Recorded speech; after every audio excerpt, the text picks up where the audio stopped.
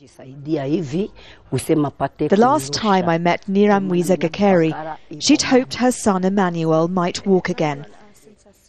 In November, a bullet shattered his spinal cord, paralysing him from the chest down. Doctors say there's little they can do. She's now accepted her son's fate and has this message for those involved in the peace agreement. They can talk about peace, but the reality is that every day there are people coming here with gunshot wounds. People's lives are worth the same as cattle. The United Nations says this peace agreement is different. It aims to reform the Congolese state and end interference from regional countries. I think it would be wrong to have too great expectations because the situation here is very difficult. It has been going on for at least 19 years and probably more. So it's not going to be solved overnight.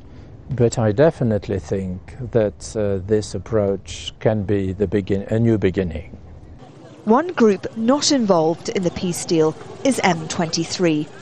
Months of negotiations between the rebels and the government in Kinshasa have achieved nothing.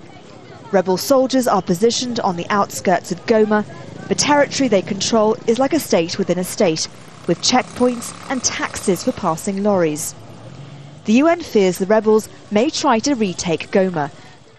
But the man who calls himself president of M23 says he wants to talk. Priority is first dialogue.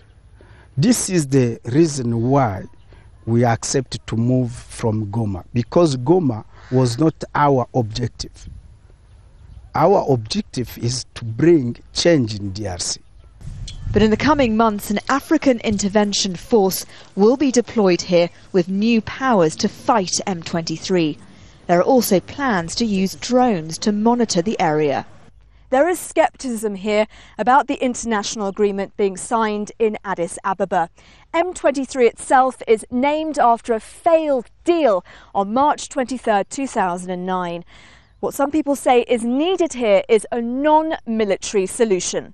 Civil society groups complain they're not involved in the agreement, and there's no concrete action plan to deal with the root causes of the conflict here, which are mainly poverty and corruption. The people here are desperate for a peace process that can end years of fighting so they can start rebuilding their country. Nazanine, Moshiri, Al Jazeera, Goma.